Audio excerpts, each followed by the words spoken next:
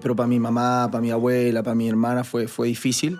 Pero entendiendo que éramos, jóvenes, que no le estábamos haciendo mal a nadie, que era un tema que lamentablemente para lo público que éramos uno como jugador y en este caso ella con lo mediático fue difícil. Sobre todo fue difícil sacarme ese estigma de bueno para el huevo. Claro. Marco Estrada, que cuando estaba siendo un poco el momento ahí del huracán, me invitó a irme a Francia para salir un poco de acá sin conocerme. Los 2 años de Barnechea económicamente fue quiero regalarme, seguir jugando, tengo algunas metas personales que quiero. La pasión. Claro, la pasión.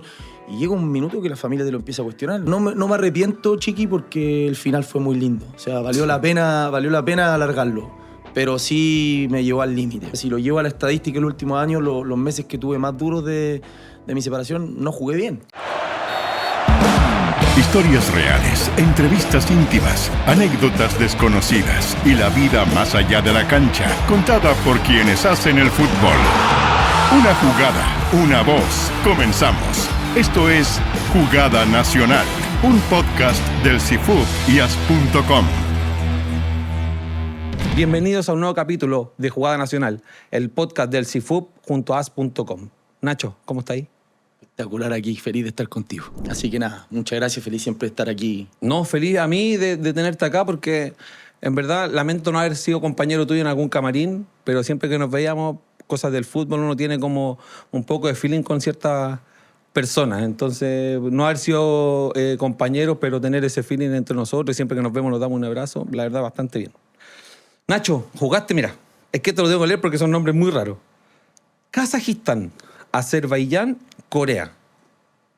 ¿Por qué hiciste tan lejos? Se fue dando. Yo se me dio chico, que bueno, compartimos ahí categoría, los dos somos del 87. Me fue muy bien en la inferior y siempre estaba como esa posibilidad de salir, de irse incluso chico a alguna liga, ¿no? A España. Como que la Católica te daba siempre esa posibilidad de que te vieran, esa vidriera.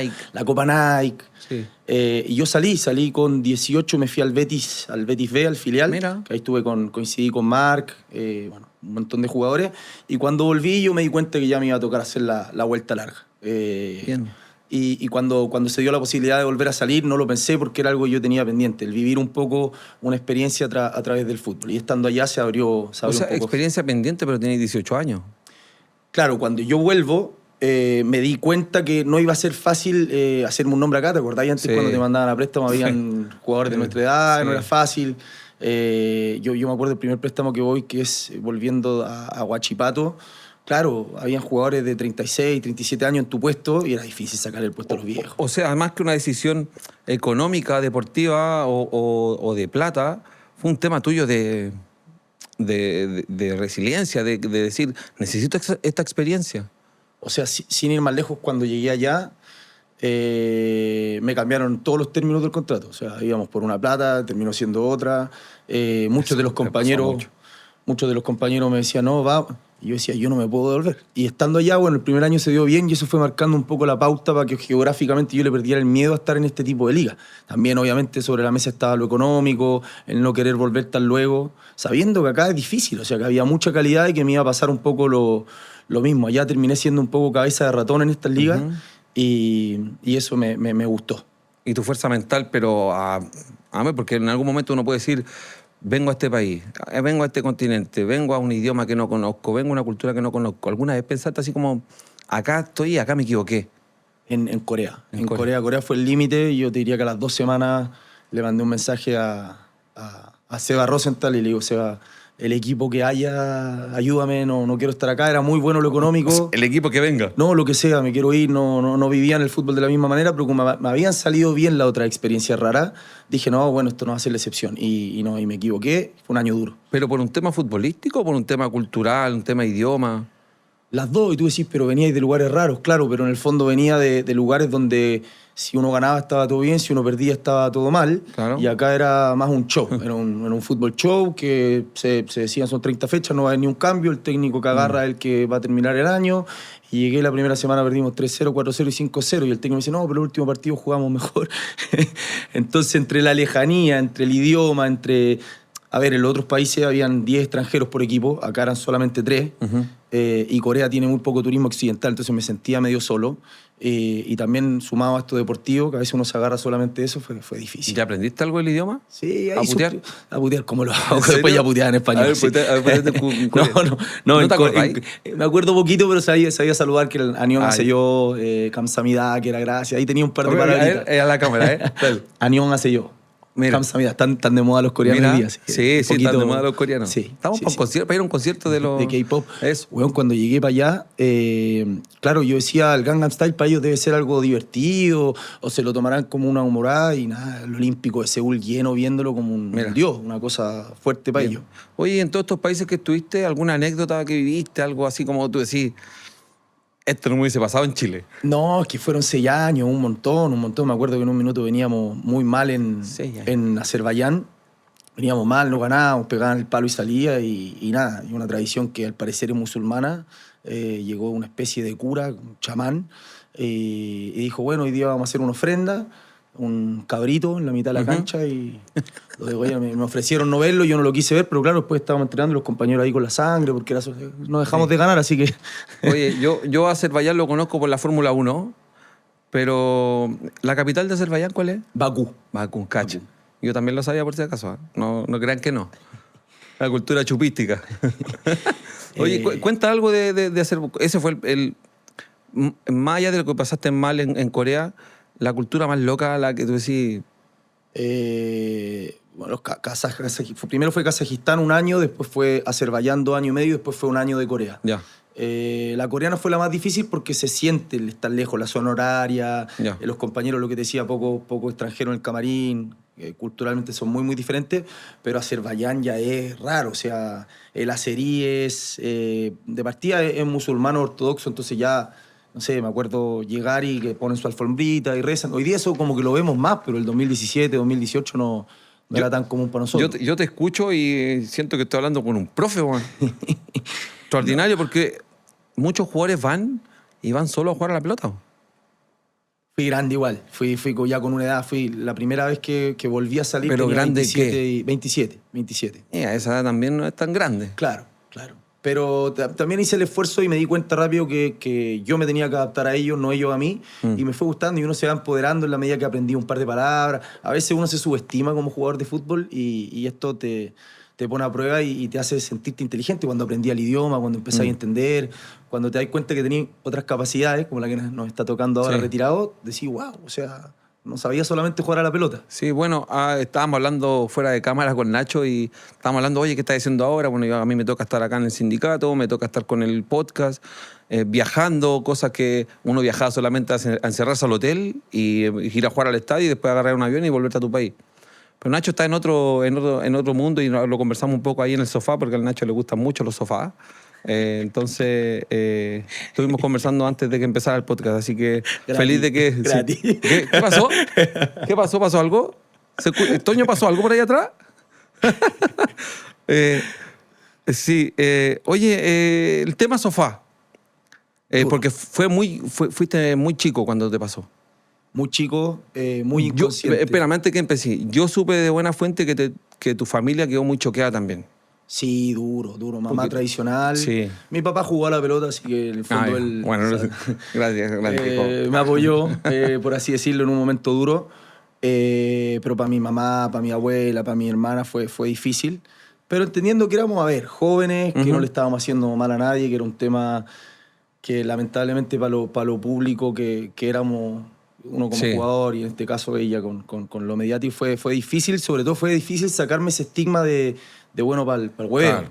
Que eso fue lo que más me pesó a la larga, porque en el fondo yo todo el tiempo quería validarme en los camarines de, oye, yo soy responsable, oye, a mí me encanta entrenar, oye, yo me cuido. O sea, físicamente eres una máquina. Y No digas que no seas modesto, sí, si eres una máquina. fue mi gran virtud siempre, Sí. el cuidarme, el ser trabajador, como dice Camilo Rodríguez, ahí malito para lomba, pero No. corredor. Sí, corredor.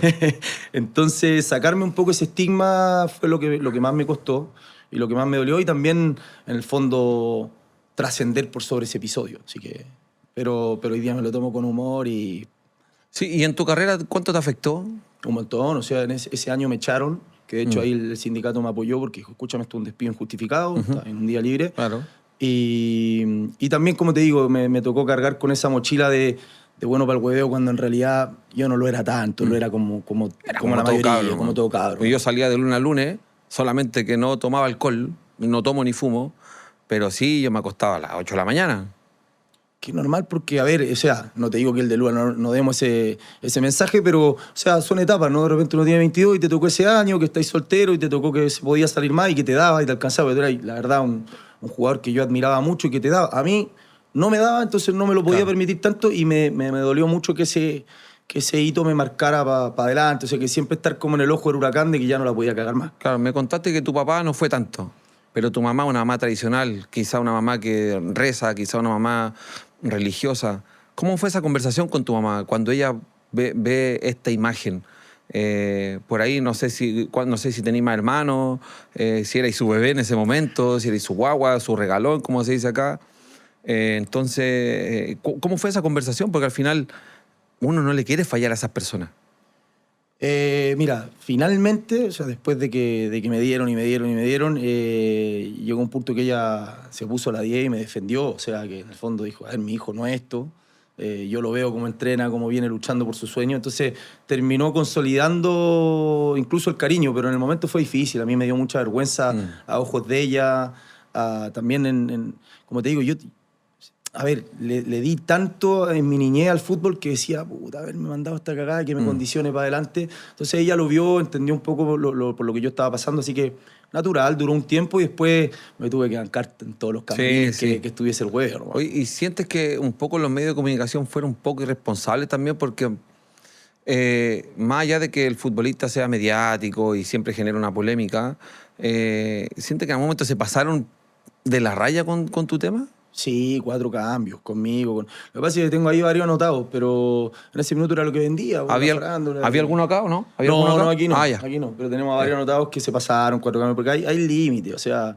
al final uno sabe que por ser jugador siempre está un poco expuesto, pero hay límites y hay maneras. Así que me dolió por ese lado, pero también fue tan duro el momento que me echaran en ese minuto de Magallanes, el no tener mucho a qué agarrarme, porque los estudios era difícil, ahí me apoyó mucho la Mistral y el Barty, que le mando un abrazo grande, que bueno, como que me dieron lo que hablábamos antes, una hoja de ruta para seguir, pero o sea, estás ahí echado de tu club, con toda esta cuestión mediática que te dan, y claro, ¿y de qué me agarro? Entonces, bueno, fui a jugar a la universidad, armé una estructura.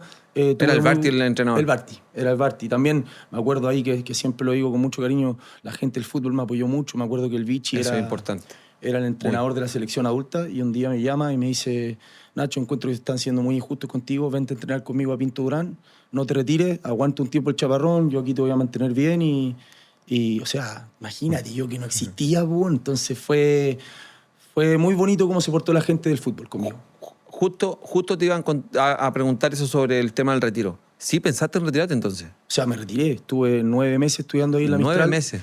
Y siempre como sí, teniendo entre ceja y ceja la idea de volver y sobre todo de no tener ese final.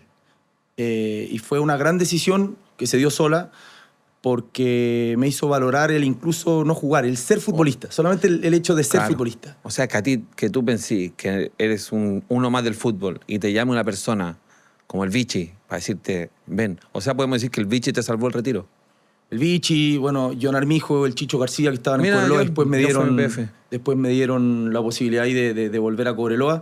Pero a ver, yo fui al fútbol universitario y marcaba una diferencia. Entonces siempre la gente del fútbol me decía, no te retires, vuelve, inténtalo. Y yo también sentía que mi carrera, al final como que esto era una señal y decía, ok, salgámonos. Pero porque no valoraba lo que es ser jugador, que a veces uno dice, no, en el exitismo ser jugador es solamente jugar. No, es vestirse de jugador todos los días, que es un privilegio. Es un privilegio. Entonces, hoy día que estamos fuera, uno dice, todos los días que me paguen por ir a hacer algo que me vuelve loco. Entonces, bueno, el Vichy, yo, no hubo mucha gente que se portó increíble. Marco Estrada, que cuando estaba siendo un poco el momento ahí del huracán, me invitó a irme a Francia para salir un poco de acá, sin conocerme. Entonces hubo gente que fue increíble. Oye, yo valoro mucho tu fuerza mental porque al final... muchos jugadores, bueno, hay un tema icónico que pasó ahora, que es el tema de Araujo, del central del Barcelona, que no aguantaba la presión y tú pasaste por un momento, o sea, prácticamente 9 meses fuera del fútbol profesional. Y nosotros como sindicato estamos con el tema de la salud mental, que los jugadores se atiendan gratis, y valorar esto porque, a ver, yo fui compañero del Mati, y tú sabes el problema que tuvo el Mati. Y hoy Mati da charla, hoy el Mati es una persona mentalmente distinta. Y escucharte a ti es ver una persona que salió desde un hoyo, se puede decir, porque claro, el fútbol era todo para uno que juega fútbol profesional es todo para uno. Y que te estén dando, y que te estén dando, y te sientas así como, ya mejor me retiro para que no me critiquen más. Y vais y te seguís metiendo. Y vais y aparece la gente del fútbol. Porque eso es importante, porque si tú recibías apoyo del vecino, de Juan Pérez, pero apareció el Biche, apareció Barty, apareció una universidad, tus amigos más cercanos del fútbol también me imagino que estuvieron ahí contigo, me imagino que más allá de la vergüenza familiar, tu mamá estuvo contigo, tu papá estuvo contigo, entonces la verdad es que escucharte ahora es un privilegio, Nacho, y un poco el mensaje para las generaciones nuevas. Nacho tiene 38, 8. tiene 38 años, yo lo veo, tiene más músculo que... entonces me imagino que por un tema personal decidiste retirarte, por un tema más de familia, así que me alegro que estés pudiendo entregar este mensaje a la gente, porque en verdad, a más que a la gente, a los jugadores que vienen ahora, a nosotros nos toca ir a los camarines y vemos jóvenes que no preguntan, no dicen, oye, sé que me falta esto, por vergüenza. Y tú estás aquí parado después de 20 años prácticamente hablando de la mentalidad que uno tiene que tener, así que me alegro por eso y espero que sigamos con esa mentalidad, porque al final en el fútbol se necesita eso. No, totalmente. Y te diría que la mayor copa que me llevo, la mayor victoria mía personal, más allá de la gente, los vínculos que uno genera y este camino que fue, yo creo que es la identidad que uno va a tener toda la vida, ¿no? Haber sido futbolista profesional. Mi mayor victoria fue esa, haber tenido un montón de problemas y haberlos podido superar, haber seguido jugando, habiendo construido mi historia, que no fue fácil, que tuvo incluso este retiro entre medio, y hoy día poder decir lleno de orgullo que jugué 19 años fútbol profesional y que tuve el privilegio de vestirme todos esos años de jugador. Yo te diría que es el mayor orgullo que tengo hasta el día de hoy con mi hija, obviamente. Sí, totalmente. ¿Sentiste que te hicieron mucho bullying? No, a ver, es que depende de quién viene. Yo creo que ahí uno tiene que saber valorar, porque siento que la gente del fútbol siempre me considero un buen jugador, un tipo profesional, una persona querida, un buen compañero. Entonces, a mí me importaba la opinión de la gente del fútbol, de mis compañeros, de la gente que tuvo ahí la posibilidad de dirigirme. Después entiendo que hoy día las cosas ya hace un tiempo funcionan, que todos podemos opinar de todo, así que no me las tomaba muy en serio. Mira, hay dos temas. Primero, yo te escucho hablar y yo digo, Nacho viene barrio cuico. Tú me escuchás hablar a mí y yo, bueno, barrio, pero total. Pero al final, adentro de una cancha, las condiciones son las mismas, pasto, choque, el mismo árbitro. ¿No sientes que hay un poco de estigma con ese tema del cuico, del barrio, del flight, hablando netamente del fútbol? Lo que pasa es que, Chiqui, yo llegué tan chico al fútbol que yo te diría que yo no me considero de otro lugar. O sea, mis amigos son los del fútbol del camarín. Efectivamente, mira, mi papá es exjugador y después tuve la suerte de que él se esforzó un montón y le fue bien en la vida, entonces me pudo mandar a un colegio privado. Pero claro, yo siempre digo que el fútbol es un vehículo social tan justo, porque llegáis al camarín viniendo de cualquier lado y al final las condiciones son las mismas para todos. Más allá que podáis tener más afinidad con alguien o incluso que cuando entráis, chuta, hay un profe que me dio una mano, después a la larga sostener algo es porque fuiste bueno. Y eso te lo terminan respetando los compañeros, el medio. Claro. Y tengo amigos de todos lados y eso ha sido lo más lindo que me dio el fútbol. Y yo me siento del fútbol. O sea, yo te digo, ¿a qué círculo perteneces? Al fútbol. Al fútbol. Entonces, ¿nunca sentiste, porque en un camarín tenés de todo? Totalmente. Tenía el tipo que a lo mejor a los 7 años no tenía ni para comer, y tenía el tipo que a lo mejor a los 7 años abría el refrigerador y no sabía qué comer porque tenía de todo. ¿Sentiste alguna vez prejuicio en algún camarín, así como que te miraran distinto, o algún compañero que mirara distinto a otro por ser un extracto social más bajo? Me pasó de grande con un entrenador que no me pilláis, pero no voy a dar nombre. No demos nombre. Y ya grande. Pero ya, se llama, no, mentira. Ya consolidado en el fútbol, ya habiendo tenido una carrera, habiendo jugado un montón de partidos, que yo sentía que sí había un temita ahí con eso, con que yo hablara. Y en un minuto lo encaré y dije, mira, mi papá es exjugador, tuvo suerte que después en los negocios le fue bien y me dio lo mismo que hoy día tú le podés dar a tu hijo. Entonces, claro, no me cierra por ningún lado esta discriminación. Obviamente te lo niegan en el minuto. Pues dicen, no es por eso. Pero siempre con el tema de, no, que la Católica, es que San Carlos, que no te vaya a sentir mal que esta cancha, porque usted en San Carlos, porque, no, pero es que aquí no hay vendas como en Católica, que no le saca el pie como Católica.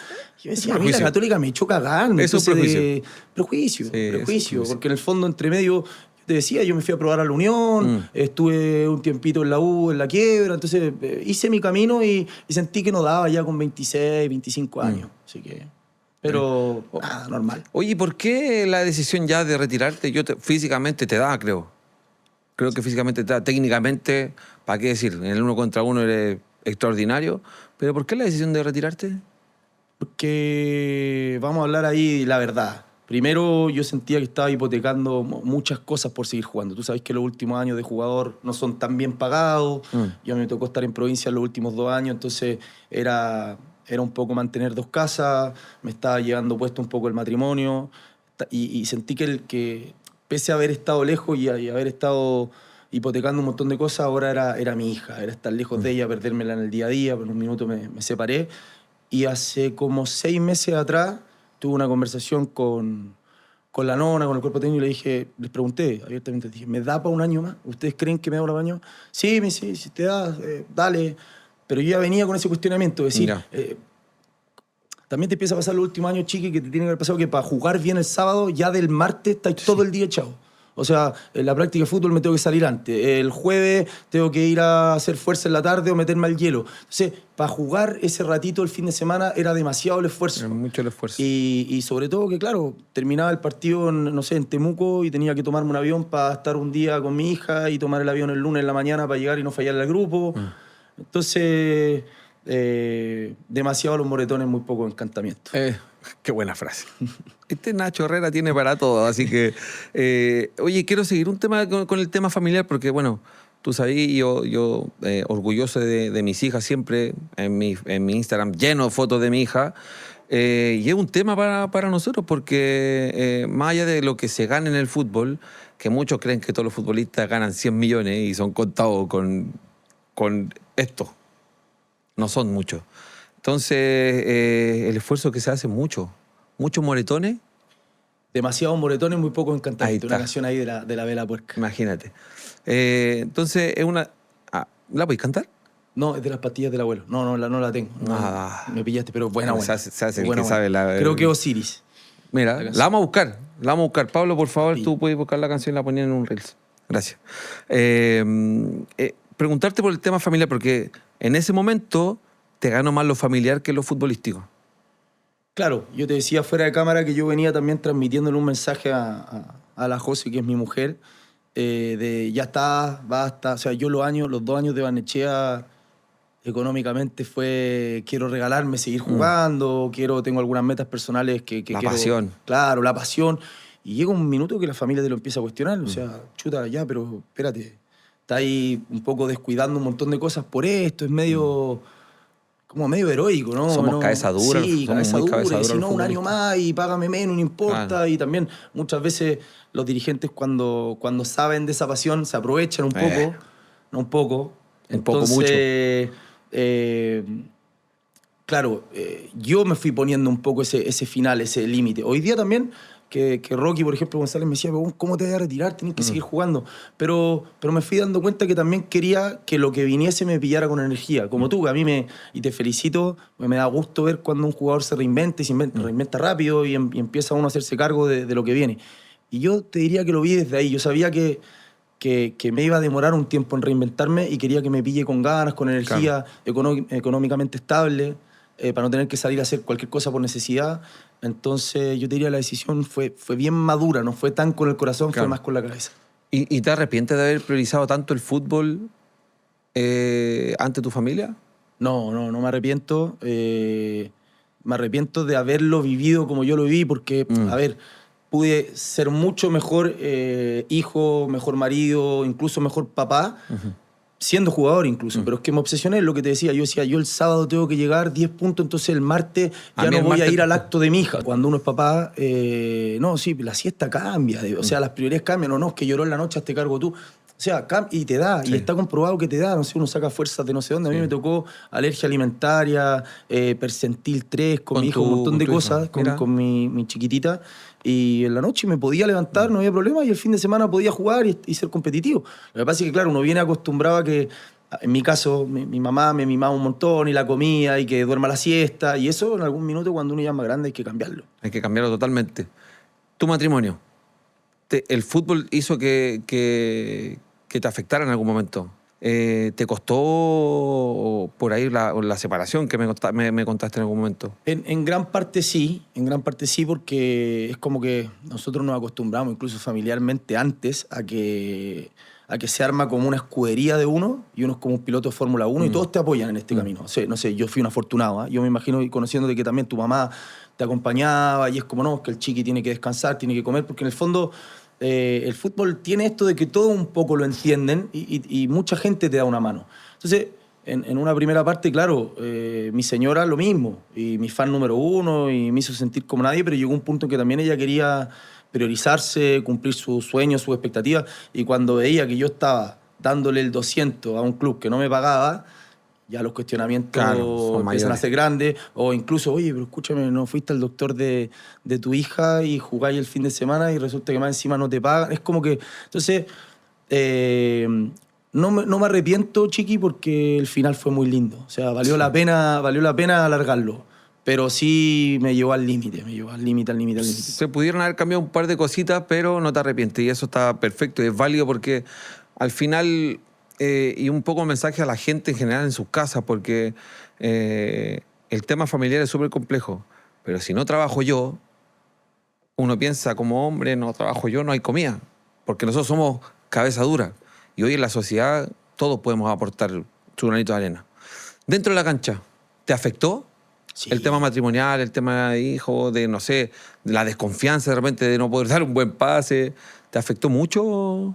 Lo que pasa es que nosotros como jugadores tendemos a, conectando con lo de la salud mental, a decir, no, estas típicas como frases predeterminadas. Yo entro al club y dejo mis problemas del portón para allá. Y es mentira. O sea, es la realidad, es que hoy día, ya no teniéndole que dar explicación a nadie, es mentira. Yo tuve entrenamientos donde se me caía alguna lágrima porque me estaba separando por un lado y porque echaba de menos a mi hija, y el fin de semana, si perdíamos, no sé, se podía ir el técnico. O sea, entonces, obvio que afecta. Y o sea, si lo llevo a la estadística, el último año, los meses que tuve más duros de mi separación, no jugué bien. Estás entrando en un partido, se olvida todo, pero termina eso y ¡pah! Automáticamente te vienen todos los problemas en la cabeza. O sea, tal cual, no quería que terminara. Era ese momento que cuando uno dice terapia, totalmente. Pero el antes sí, muchas veces solucionando problemas. Pues siempre traté, chiqui, como sabía que el final estaba ahí cerca, que podía ser ahora o en un año más, de dejar el celular al lado y de conversar, de tomar mate, porque al final hoy día nos damos cuenta que es lo que más uno echa de menos. Entonces fui como un abanderado a decir, dejemos el celular, conversemos, riámonos, que es lo que nosotros vivimos cuando empezamos. La semana pasada estuvimos con Jaime Carreño. Tuvo un tema con su hijo súper fuerte, y siempre hablamos de la salud mental con todos en general. Hiciste terapia porque te tocó duro con el sofá, te tocó duro en el tema familiar, de irte a Corea, Azerbaiyán, Kazajistán. ¿Existió la terapia en tu vida? O sea, hasta el día de hoy. De acá justo tengo sesión ahí con Jorge. ¿Te vas de aquí a terapia? Sí. Por mi culpa, Juan. No, te diría que los últimos 4 años conocí a una persona, que Jorge, que al final era lo que yo necesitaba, ¿no? Una persona que me sanara un poco el pasado y que me diera herramientas para lo que viene, y me cambió la vida. Me cambió la vida porque logré hacer las paces conmigo, de decir, chuta, habían tantas expectativas puestas en mí, ¿por qué no las cumplí? ¿Por qué no las conseguí? Y terminé llevándolo a la cancha un mejor jugador. O sea, es como que, no sé, digo, ¿por qué no lo conocía antes? O este modelo de terapia, porque habría sido muchísimo mejor antes. Sí, me terapié en distintas etapas, estuve medicado un montón de veces. Yo siempre quise que esta no fuese mi bandera, la de la salud mental, porque decía, hay otras personas como Mati que sufrieron mucho más que yo, y que ellos tienen que ser los abanderados de... Pero yo lo pasé muy mal en un minuto. Y eso para mí está equivocado. Cada uno tiene sus problemas, y un problema así para el de al lado, para ti debe ser un problema tremendo. Pero así que, terapéense, bueno. Me pasó mucho, Chiqui, el tema de las crisis de pánico. Hubo un momento Y me digo, ay, que me daban la noche anterior al partido. Y claro, uno dice, no, es que está con crisis de pánico porque está cagado porque al otro día juega el partido, era lo menos importante. Lo que pasa es que me pasaban y no las podía controlar. Y al otro día entraba cansado y muchas veces después me agarró el tema como uno lo relaciona al pecho, al corazón, como del mismo partido. Cuando me agitaba no quería agitarme tanto. Entonces imagínate el triple partido que jugaba ahí en la cancha. te voy a contar una anécdota. Yo camino a una concentración de Huachipato en Pirque, voy en el auto, estacionamiento, o sea, en el semáforo, punta en el pecho. Calor, brazo izquierdo, Dije, me muero. Así, gente, así. Se me activó porque no me había pasado nunca. Fui a un CESFAM que estaba camino allá y me hice el electro, la presión lejos, el electro bien, y el otro me dijo una crisis de pánico. Es lo más terrible que le puede pasar a una persona. Y hasta el día de hoy me dan estas puntadas, hasta el día de hoy tengo... Y todo eso, y todo el corazón, po. Así que todo, que te vaya a morir prácticamente. Entonces imagínate vivirlo antes de un partido. Bueno, el entretiempo, y es tan real como En el tú lo relatas. entretiempo. Sí, hay un partido ahí en específico que son como esos hitos de los que uno se siente orgulloso, de salir a jugar el segundo tiempo y haberlo terminado jugando bien, pero que en el camarín tuve a 2 segundos de decir, me salgo, no puedo, y la cabeza a 2000. Y claro, como tú decías antes, uno cuando está jugando es como que es inconsciente, sí. y en ese momento no, pero el camarín cuando baja todo ahí me venían. Y me pasó un par de años, pero lo logré superar y como te decía, una de las mejores victorias, pero háblenlo, o sea, hay que hablarlo, hay que gritar ese problema porque tiene solución y eso es lo bueno. Oye, y uno en el camarín comparte con muchas personas. Tenéis 30 personas en un camarín contando kinesiólogos y año tras año van cambiando las personas. ¿Alguna vez lo comentaste con el cuerpo técnico, con un compañero, con un amigo? ¿Lo comentaste dentro del camarín? O sea, aprendí a que esto no fuese una cosa que me invalidaba como jugador y hablarlo. O sea, alguna medicación, sí, mira, tengo este remedio como SOS porque me pasa esto. Uy, te pasa jugando y inmediatamente en algún minuto te dejaban como, chuta, tienes este problema. Pero sobre todo los últimos años ya con madurez logré hablarlo con todo. O sea, ahora en la U de Conce... yo ya el remedio lo tomaba como SOS, pero tenía a Javi, al doctor, Yorquita te pinchaba que... O sea, el rey de la aguja. Yorquita me calmó de situaciones de repente como un papá, así que le mando un beso gigante. Yo también. Yorquita, te amamos. Porque, bueno, ellos son los que en el fondo hoy día, más allá de los compañeros, yo sobre todo de la UDEC he hecho tanto de menos, porque... estar lejos de mi hija, tener problemas, ir a hablarlo con ellos, son psicólogos. Sí, son psicólogos que están ahí, te dicen tranquilo, no sé. Y te ponían la aguja en el labio y Yorquita, con corriente. Ya tranquilo, ya cállate, la lengua. Fue una maravilla tenerlo cerca porque se sintieron a familia. Bien, bien. Un tema duro porque la salud mental es demasiado importante. Recuerden, terapéense. Si lo hizo Nacho Herrera con una carrera futbolista exitosa, imagínense la gente en la casa que tiene que muchos problemas, más que nosotros mismos. Así que terapéense. ¿Estamos? Oye, la Kings League. ¿Qué pasó con la Kings League? ¿Qué pasó? Yo te voy haciendo chiche para allá, para acá. Te invité ahora, pues te hecha la invitación. Sí, me hiciste la invitación porque... que meta la preparación de hecho, Chiqui. Mati Villangosi, gracias por no invitarme. Esa zurdita tiene que estar, le queda majar ese tarro. ¿Juego parado? Estaba jugando Mati Donoso. Oye, bien el Mati. Bien, bueno.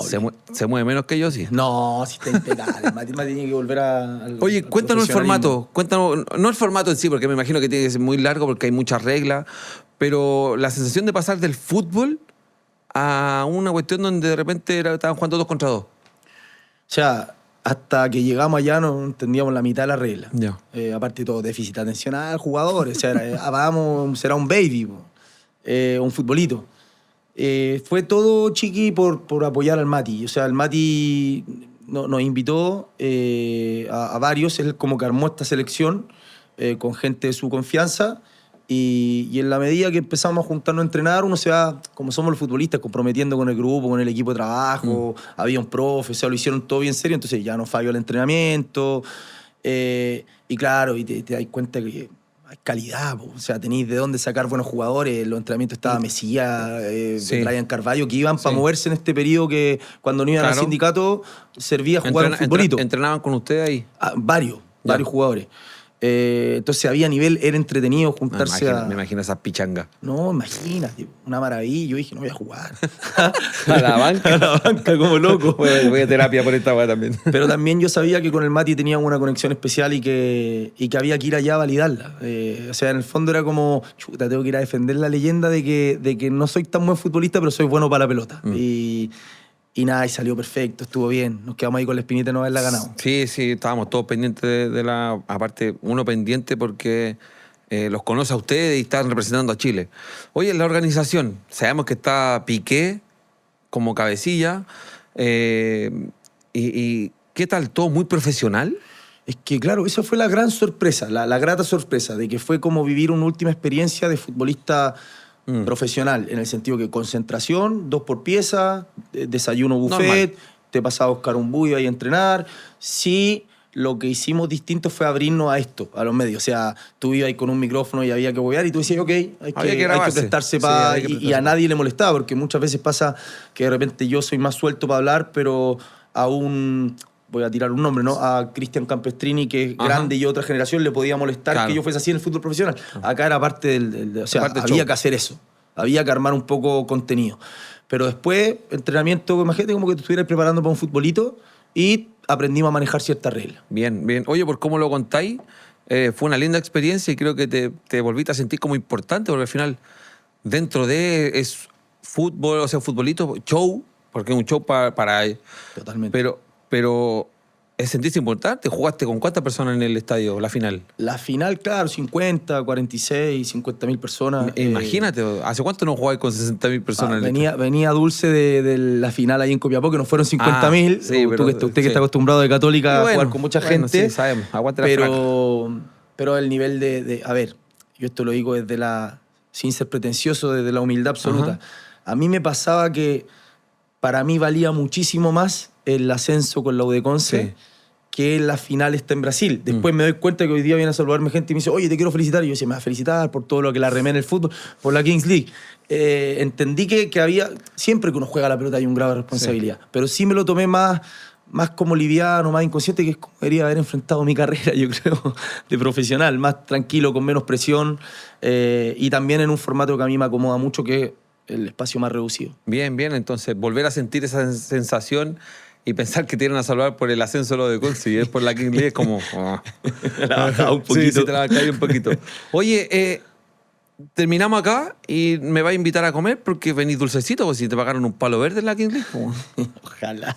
¿Cómo ojalá? Ojalá. Pero si eso salió en todos lados. Po. No, nada. ¿No? No, fue, no te diría que amor al arte, pero porque lo pudimos validar llegando a la final, pero también estaba eso, que en el fondo cuando hablamos con Matías es como, mira, hay un viatiquito y son 20 días en otro país, pero ir a representar a Chile... era difícil armar un equipo, porque hoy día todos te dicen, oye, ¿cómo no me llamaste? Pero había que, y no lo digo por ti, digo porque hubo muchos que después me decían, pero bueno, ¿cómo no me llamaron? Pero había que ir a entrenar varios días a la semana, o sea, había que comprometerse y eso era plenamente por el cariño al Mati. Sí, pues, a ver, yo decía, por todo lo que salía en las noticias, decía, el Nacho tenía que agarrado, no sé, $500.000. No, nada. Pensando, hablando de la Kings League, en el fútbol profesional, ¿cuánto fue lo que más ganaste? ¿Cuál fue tu mejor contrato? Porque sabemos que el fútbol te gana por sueldo y por una venta o porque arrendáis el pase. Claro. ¿Cuál fue tu mejor contrato? Los años afuera fueron buenos, pero no te imaginís que soy un jugador. No, pero ¿cuánto fue tu mayor sueldo? Entre 20 y 15 por mes. Bien. ¿En qué país? Sí. Azerbaiyán tuvo un buen Azerbaiyán. contrato. Tuvo un muy buen A pesar contrato. de que eran raros. En Corea también, pero yo te diría que ahí el gran mérito fue de mi papá, que me ayudó a ser ordenado, a no volverme loco, porque al final la gente dice, no, le da increíble o no sé qué, no sé. Sí, pero ¿y después? O sea, ahora el día 5 que uno estaba acostumbrado a ganar más o menos, porque olvídate los últimos años, o sea, estábamos muy lejos de esos números. Ahora la vida sigue y el día 5 no hay ingreso. Entonces, eso yo lo voy a agradecer eternamente a mi viejo. No te cae el sueldo el día, bueno, en segunda división el día 15, ¿ah? Cuando me volvía loco o no sé, o me daba un gusto de más, mi viejo me decía, salió de vacaciones Haaland, me decía, no sabía que había llegado a Chile Julián Álvarez. Entonces me ponía límite y me ayudó a ser ordenado y a poder capitalizar un poquito ahí lo que gané ese bañito. Bien, oye, hoy en día existe Google, ChatGPT. ¿Cuál es la otra? Gemini, existe un montón de IA, un montón de partes donde podéis buscar. Pero en ningún lado sale que estuviste en la U. Y en la quiebra encima. Sí. Cuenta eso, porque todo esto te meten con Católica, bueno, con la U de Conce, con Magallanes, pero con la U nadie te tenía. Lo que pasa es que cuando chico, a mí me iba muy bien, chico. Igual que tú, o sea, jugaba con regularidad. Sí. De hecho, en la Católica hay unos años ahí que me tocó hacer muchos goles. Pero, claro, la Católica es un club, como hablábamos antes, que siempre están estos voladores de luces de hoy hay un equipo interesado en esa época, no como ahora que hay, pero no sé, es que vino River a la Milk Cup y te vio y te quiere. Entonces, a mí me pasó. Exacto. Entonces, y creo que lo hablaste en algún lado. A mí me pasó, perdón que te corte, pero a mí me pasó jugando contra Católica, un veedor de Boca, y la luz, y el que Boca. Y yo me hacía jugando al lado Román. Güey. Y ahí uno se confunde. Sí. Entonces, yo me acuerdo que fue error mío. Me meten en una prelista para ir con la 85 a un viaje, no me llevan. Y como no me llevan y me sentí un poco manoseado, me peleo, imagínate, con 15 años con Mario Lepe, que tiene una tribuna, le mando un beso ahí al profe Mario, tiene una tribuna con su nombre. Su cacho. Claro. Entonces ahí se genera que, bueno, como que se me da la opción de salir de la Católica, que yo era niño símbolo, venía a los 9 años, 10 años. Claro. Y en el orgullo, en vez de ir y pedir perdón, que es lo que debería haber hecho, o haber buscado llegar a un acuerdo de paz, claro. Y múltenme o me quedo un tiempo, me fui a la U. ¿De picado? Que la U igual me había comido un poquito la oreja. ¿Pero te fuiste de picado? Fui de picado. Se fue de picado. Y nunca piensen o hagan cosas cuando están enojados, muchachos. Esto todo en inferiores sin ser nadie. Y peor todavía, menos con 15 años. Llegué a la U quebrada, la serie el Nico Medina, Nicolás Rondo, ¿Sí? Que me recibieron increíble porque sabían que venía de la casa. Nos conocíamos de jugar en contra, lo mismo contigo, con otros jugadores. Me recibieron increíble y fui un desastre. Me acuerdo, estaba con toda la estupidez en la cabeza de Ronaldinho, de los chiches, entonces jugaba equivocado. Y la U de idiosincrasia era un club más de meter, de resultados. Yo venía de la Católica, que era todo con la pelota, bastante cagoncito. Sí. Y ese año en la U era cancha de tierra, Gualomíguez con una correa pegándote los gemelos para que corre. Pero fue lindo ir a la U ese año. Y después se dio naturalmente que estaba a la vuelta a la Católica. O sea, había que agachar un poco el moño y fue un año duro para mí. O sea, tú querías estar en la Católica. Y que estabas picado porque te habían sacado. Inconscientemente sí, chiqui, porque era mi casa. O sea, yo me crié ahí. Cuando te digo, yo me siento del fútbol. O sea, yo, el tío Ale Bamón de el Guatón David, o sea, tú que estuviste en el club, la gente inferior es mi casa. Son maravillosos. Son maravillosos. Por eso uno se enamora del club. O sea, ¿tú eres hincha de la Cato? No. ¿No? ¿O no tenés hincha? ¿No tenés un club? Mira, es raro. Mi papá jugó en la U. Muchos años. Entonces, yo al primer estadio que fui cuando chico era el de la U. Entonces, siempre tuve ese tema. En un minuto me encariñé muchísimo con la Católica. Pero hoy día no. Hoy día estoy totalmente... como que me convertí en futbolista profesional. Perfecto. Sí.